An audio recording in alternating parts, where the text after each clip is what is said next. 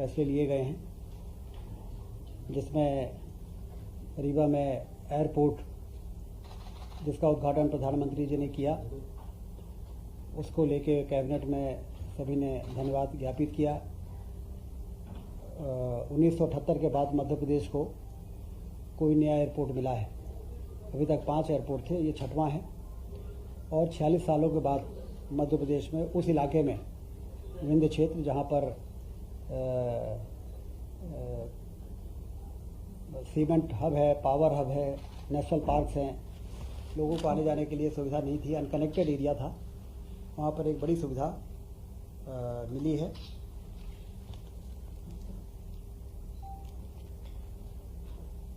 मध्य प्रदेश में प्रशासनिक इकाई पुनर्गठन आयोग की कार्रवाई, जैसा कि आप सबको जानकारी है,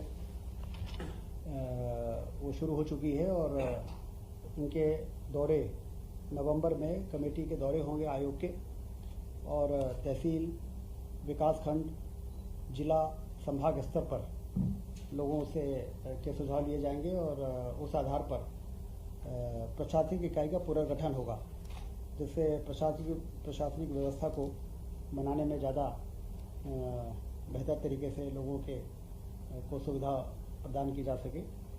तो ये भी एक महत्वपूर्ण चर्चा आज कैबिनेट में हुई है। 4-6 माह का पर्याप्त समय रहेगा आवेदन और अभ्यावेदन लेने के लिए। इन 4-6 महीनों में सारे पूरे प्रदेश का एक फीडबैक आयोग के पास आ जाएगा कि कौन से ज़िले में कौन सा इलाका ऐसा है जो दूरस्थ है और नज़दीकी कौन से ज़िले में उसको पुनर्गठन करके शामिल किया जा सकता है या हटाया जा सकता है। निश्चित रूप से बहुत पुरानी लंबी डिमांड रही है। इसके लिए मुख्यमंत्री जी ने जो पुनर्गठन आयोग का गठन किया है, प्रशासनिक इकाई बनाई है, वो आने वाले दिनों में उसके काम शुरू होने वाले हैं। रोजगार सृजन के लिए जो हमारे 11 विभाग हैं जो रोजगार सृजन के लिए काम कर रहे हैं, MSME है, इस प्रकार के कई डिपार्टमेंट हैं, उनको अगले 4 साल के लिए कार्य योजना बनाने के लिए उनको निर्देश दिया गया है कि 4 सालों में वो कितने रोजगार के अवसर तैयार कर सकते हैं, जहाँ पर लोगों को ट्रेन किया जा सके अकॉर्डिंगली और उनको वहाँ पर प्लेसमेंट कराया जा सके। ये एक महत्वपूर्ण चर्चा आज के बैठक में रही है।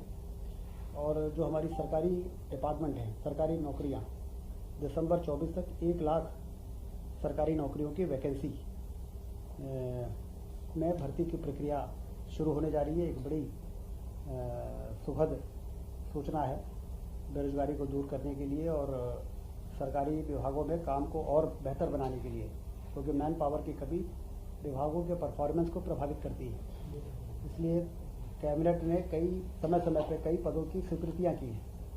उन स्वीकृतियों की भर्ती या तो PSC से होती है या कर्मचारी चयन मंडल से होती है।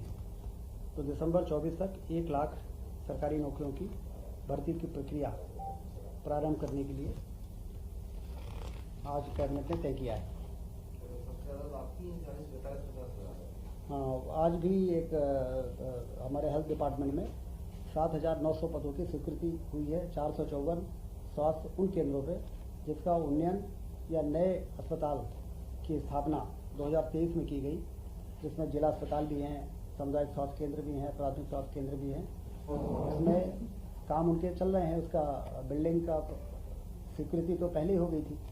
आज उन 454 केंद्रों की पदों की भी स्वीकृति हुई है 7,900।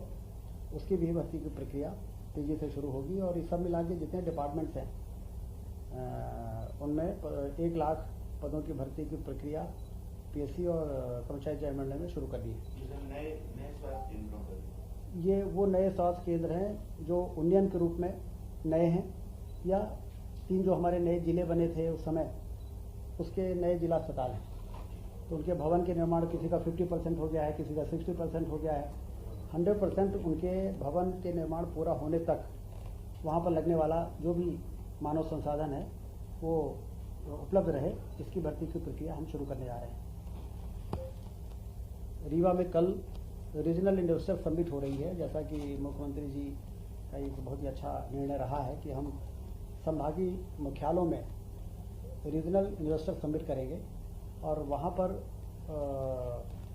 जो उत्सुक लोग हैं उनको वहाँ बुलाएंगे और वहाँ के पोटेंशियल के बारे में उनको वहीं पर चर्चा होगी।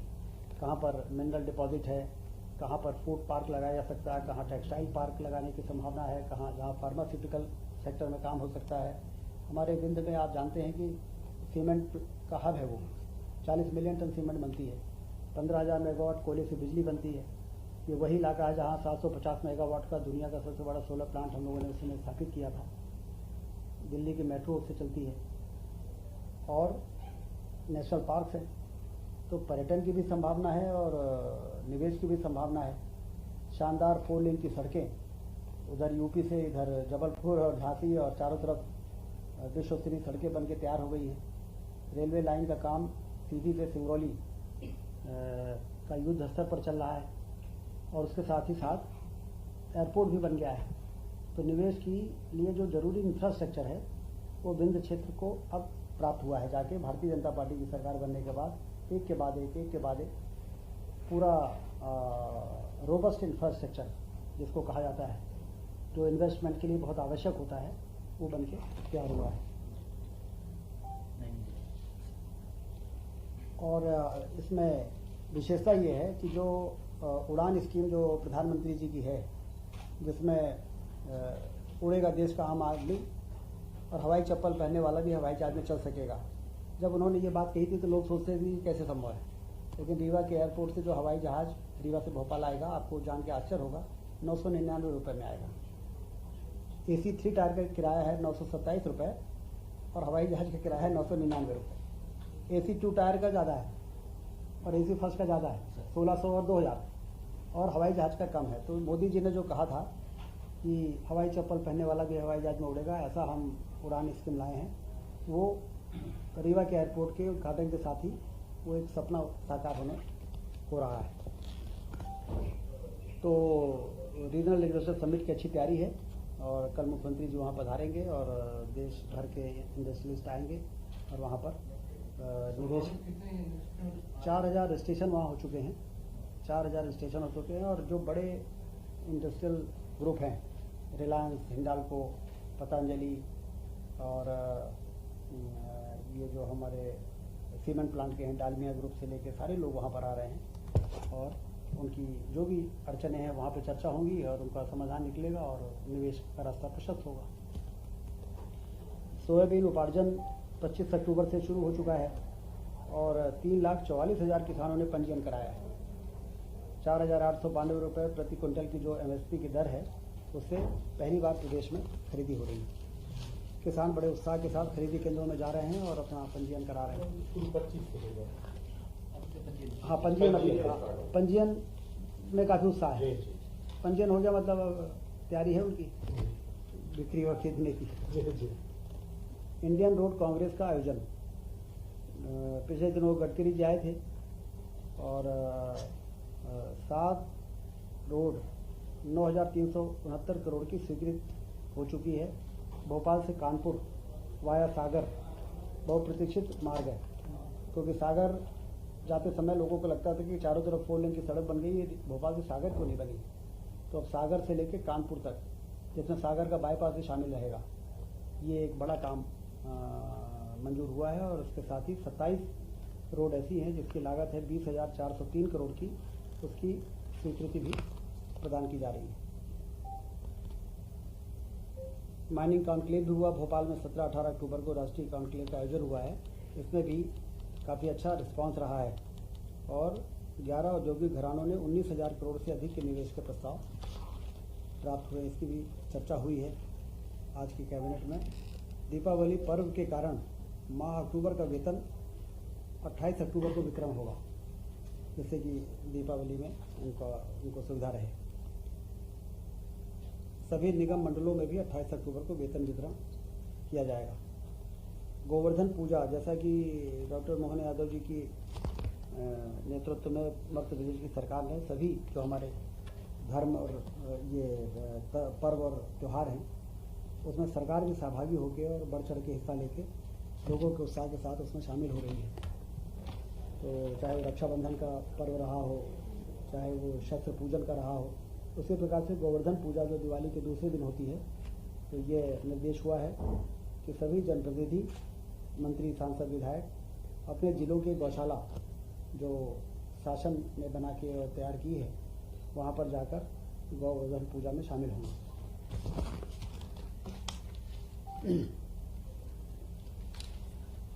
सिंघस 2028 में होना है और उसके लिए हमेशा से भव्य तैयारियां होती रही हैं, लेकिन अवैध कॉलोनी, अतिक्रमण और समस्या इस प्रकार की बातें भी आती रही हैं।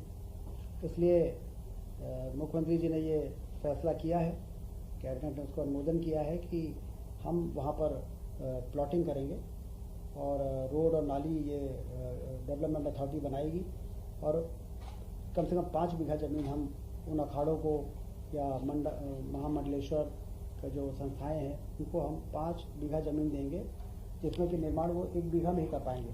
बाकी ओपन एरिया रहेगा जहाँ पर यज्ञ होगा, हवन होगा, प्रवचन होंगे। तो एक सिस्टमेटिक तरीके से भविष्य में सिंघस का आयोजन होता रहेगा और बार बार हमें इंफ्रास्ट्रक्चर बनाना नहीं पड़ेगा और ये भी शिकायत नहीं आएगी कि कहीं अतिक्रमण हो गया है या कहीं पर अतिक्रमण के नाम पर हम लोगों को हटाने की कोशिश करें। तो इतनी ज़मीन के अलॉटमेंट के बाद सबका स्थान निश्चित रहेगा और एक व्यवस्थित तरीके से इस बार का संघर्ष भी और आने वाले दिनों में भी संघर्ष का आयोजन हो सकेगा, ये मंशा है। हाँ, सभी अखाड़े जो जिनके भी आवेदन आते हैं किसी को भी सभी को एडजस्ट किया जाएगा। 5 बीघा प्रति अखाड़ा, 5 बीघा प्रति अखाड़ा, हाँ। और उसमें 1 बीघा में निर्माण करेंगे, पूरे में निर्माण कर लेंगे तो फिर रोड में फिर बाकी काम होता है तो फिर ट्रैफिक प्रभावित होता है। ये इसमें विशेष है कि आवासीय और कमर्शियल एक्टिविटी उन प्लॉट में वो नहीं कर पाएंगे, वो प्रतिबंधित रहेगा। आवासीय और कमर्शियल, सिर्फ धार्मिक कार्यक्रम जो समय समय पर पर्वों के त्यौहार आते हैं उसमें वो कर सकेंगे। आज एक और बहुत ही महत्वपूर्ण निर्णय हुआ है। प्रदेश के 12,670 जो मिनी आंगनबाड़ी केंद्र थे उनका उन्नयन हुआ है पूर्ण आंगनबाड़ी केंद्रों में। तो जो मिनी आंगनबाड़ी केंद्र होते हैं वहाँ पर सहायिका का पद नहीं होता, एक आंगनबाड़ी कार्यकर्ता का होता था। अब पूर्ण आंगनबाड़ी हो जाने से 12,670 पद तो ये सृजित हो जाएंगे और 476 पर्यवेक्षक, क्योंकि जब ये पूर्ण हो गए तो 25 आंगनबाड़ियों पे जो एक सुपरवाइजर होता है तो उसके हिसाब से 476 सुपरवाइजर के पद भी सैंक्शन आज कैबिनेट ने किया है और इससे 213 करोड़ रुपए का आर्थिक वार्षिक व्यय आएगा, जिसमें से 179 करोड़ राज्य शासन भार उठाएगा और केंद्र से 34 करोड़ रुपए की सहायता मिलेगी।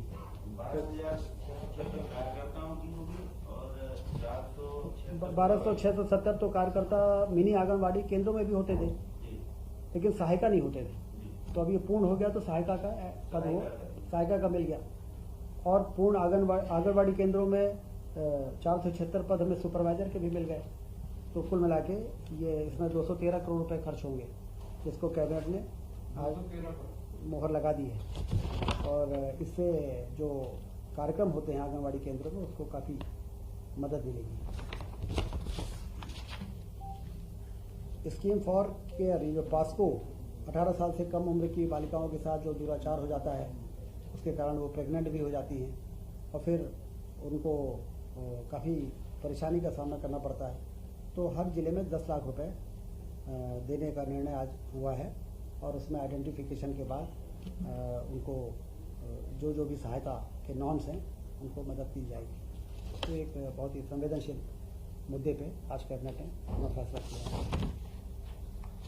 और हेल्थ का हमने बता ही दिया आपको कि 454 केंद्रों वाला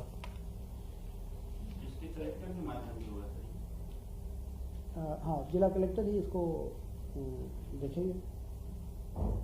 स्वास्थ्य में हमने बताया कि 351 करोड़ रुपए वार्षिक व्यय आएगा, जिसमें हमने लगभग 7,900 पद मंजूर किए हैं 454 केंद्रों में।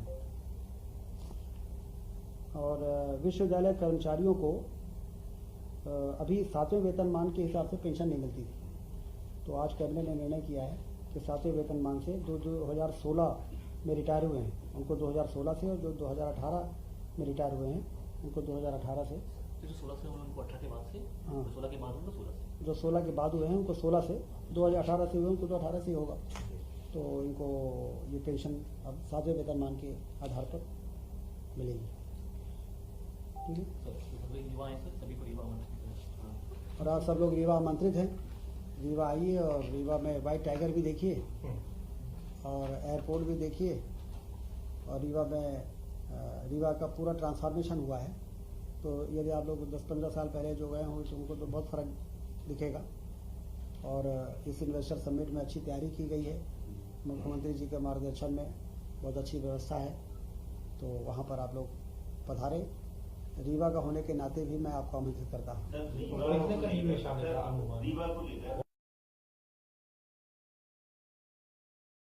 अब ये तो कल ही 4000 निवेशक आ रहे हैं, तो आप ये मानिए कि अच्छा निवेश होगा। सर, ये जो भी इन्वेस्टर समिट होती है प्रेजेंटेशन बहुत अच्छा होता है, लेकिन मैच्योर नहीं हो पाती चीजें। इस बार आप लोग ऐसा क्या कर रहे हैं ताकि चीजें मैच्योर हों और ज्यादा से ज्यादा निवेश आए? देखिए, इन्वेस्टर समिट होना तो शुरू हुआ जब से भारतीय जनता पार्टी की सरकार बनी। पहले इन्वेस्टर समिट इसलिए नहीं हो पाते थे कि मध्य प्रदेश में चलने लायक सड़कें नहीं रहती थी, गाँव अंधेरे में डूबे रहते थे, पावर सरप्लस स्टेट नहीं था। आज हमने सबसे पहले इसको पावर सरप्लस स्टेट बनाया, 4 लेन से सभी संभागीय मुख्यालयों को जोड़ा और सिंचाई के नहरों का जाल बिछाया, आम आदमी की पेइंग कैपेसिटी बढ़ाई, से व्यापार बढ़ा है। तो उसके कारण जब हमने मध्य प्रदेश की मार्केटिंग की तो मध्य प्रदेश के पोटेंशियल के बारे में लोगों को मालूम पड़ा। और पहले हम क्या मार्केटिंग करते, क्या ही हमारे यहाँ मध्य प्रदेश में गड्ढों वाली सड़कें हैं और पावर डेफिसिट वाला राज्य है। तो जब ये होने लगा तो आप देखिए, वॉल्वो आयशर ने 7वां प्लांट लगाया है मध्य प्रदेश में। ऑटोमोबाइल के इतना बड़ा सेक्टर है। रिन्यूएबल एनर्जी में रीवा में यदि 750 मेगावाट का 4500 करोड़ के निवेश में सोलर प्लांट लगा, तो ये हमारे जो प्रचार प्रसार है उसी के आधार पर तो लोग यहाँ पर आए। तो सीमेंट और पावर प्लांट हमारे अब रीवा में सीमेंट बनती है, सिंगरौली में पावर बनता है, तो वहाँ कोयला इतना है, लाइव स्टोर इतना है, बन रही है। तो खनिज संपदा भी होनी चाहिए और इंफ्रास्ट्रक्चर भी होना चाहिए और हमारी इंडस्ट्रियल पॉलिसी भी अच्छी होनी चाहिए, सिंगल विंडो सिस्टम होना चाहिए, ईज ऑफ डूइंग बिजनेस जैसा वातावरण होना चाहिए। तो ये भारतीय जनता पार्टी की सरकार ने इस दिशा में विशेष प्रयास किया है, जिसके कारण अब ये इन सब के बाद आपको ध्यान होगा कि इंदौर में ग्लोबल इन्वेस्टर समिट होता था, एक बार खजुराहो में भी हुआ था, लेकिन ये पहली बार ऐसा हो रहा है कि हम संभागीय स्तरों में रीजनल इंडस्ट्री कॉन्क्लेव कर रहे हैं और इसके इतने अच्छे परिणाम हैं कि रीवा के पोटेंशियल के आधार पर हम रीवा को फोकस करके बात कर रहे हैं। तो लोगों को खींचने में, आकर्षित करने में हमको ज़्यादा आसानी है। और यदि हम बड़े समूह में करते हैं तो उस समय वो आवश्यक था, लेकिन अब मध्य प्रदेश जिस स्थिति में पहुंच चुका है तो अब ये बहुत प्रासंगिक हो गया है, सामयिक है। तो इसलिए डॉक्टर मोहन यादव जी, मुख्यमंत्री जी, इसके लिए बधाई के पात्र हैं कि उन्होंने इस बार इन्वेस्टमेंट के लिए इस तरह के प्रयोग को अपनाया है।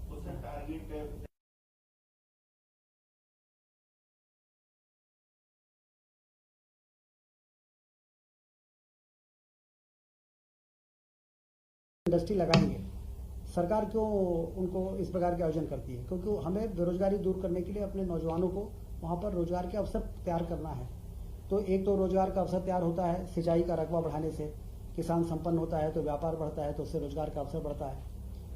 और दूसरा, पर्यटन की क्रांति हो जाए, टूरिज्म इतना बढ़ जाए। अब दुनिया में बहुत से ऐसे देश हैं जहाँ पर एक सुई नहीं बनती है निर्माण के नाम, मैन्युफैक्चरिंग के नाम पर, लेकिन उनकी अर्थव्यवस्था बहुत अच्छी है। तो औद्योगिक क्रांति, तो औद्योगिक क्रांति के लिए इस प्रकार के निवेश के आयोजन किए जाएं, लोगों को आमंत्रित किया जाए, बुलाया जाए, रेड कार्पेट बिछाया जाए कि आइए और आप लोगों को यहाँ पर हम जमीन देंगे, पानी देंगे, बिजली देंगे, सब्सिडी देंगे, आप हमारे क्यों? इसके पीछे उद्देश्य यही है कि जब वो इंडस्ट्री लगाएंगे तो रोजगार के अवसर तैयार होंगे तो हमारे यहाँ के लोगों को रोजगार मिलेगा।